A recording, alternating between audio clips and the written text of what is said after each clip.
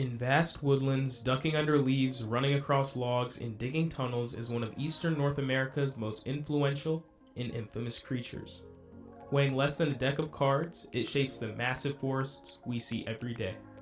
Whether you're already familiar or just meeting for the first time, allow me to introduce you to Tamias striatus, commonly known as the eastern chipmunk.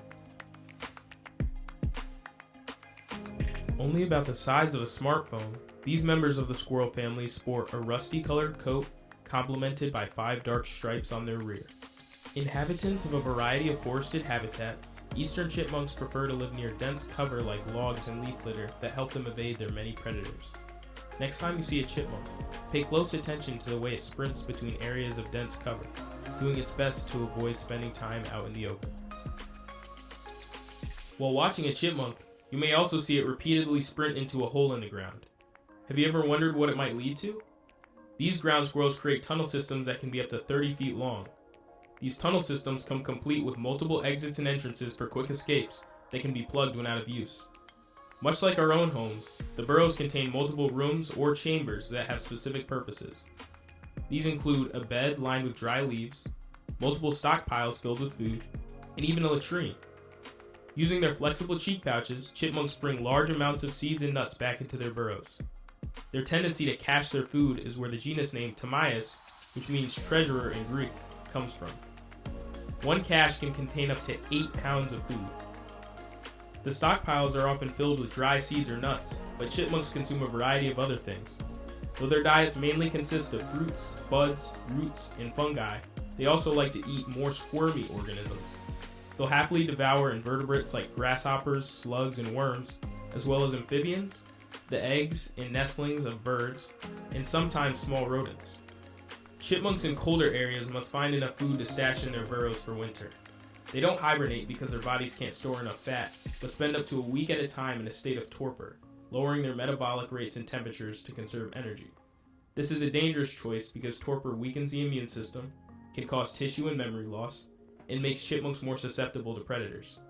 On winter's warmer days, they may venture outside to harvest more food. In the spring, chipmunks mate and females give birth to 2 to 8 pups, which remain with their mother for about 8 weeks until the mother chases them off for good, causing them to disperse. Chipmunks are mostly solitary and exceptionally territorial, often communicating with others vocally. They give 3 main calls when an intruder or threat is imminent: chucks, chips, and trills. The chuck, or cluck, signals that an avian predator, like a hawk, is around.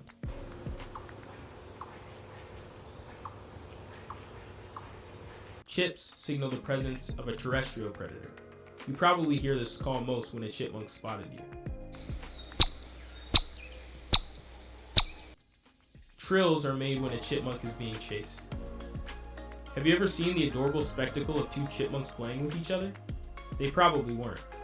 Chipmunks also dislike intruders of the same species and will sometimes bite each other during altercations. Where there's an abundance of resources, competition is less intense, and higher densities of chipmunks are able to coexist. So how does this tiny rodent have so much power in a massive ecosystem? Chipmunks play a role in 2 important symbiotic relationships. As they disperse their scat throughout the woods and bury nuts and fruits, chipmunks disperse seeds. The relationship between the chipmunks and the plants whose seeds they spread is mutualistic, providing chipmunks with nutrition and preventing overcrowding of the plants. Some research even suggests that the stomach acids these seeds come into contact with during digestion give them a sort of power wash, which protects them from fungi and bacteria, increasing their viability.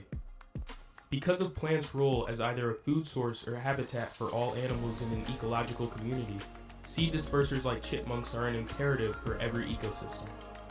During a type of mutualistic relationship called mycorrhizae, in which mycorrhizal fungi bind to the roots of trees, chipmunks act as intermediaries by spreading fungi spores. While bonded to the roots using their mycelium, the fungi increase root surface area, enhancing the tree's ability to absorb water and other nutrients. In turn, they're able to access the sugars that the tree produced during photosynthesis.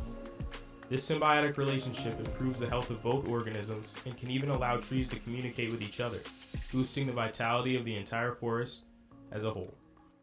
Many people don't fully appreciate chipmunks' crucial contributions to their ecosystems or their unwavering resilience.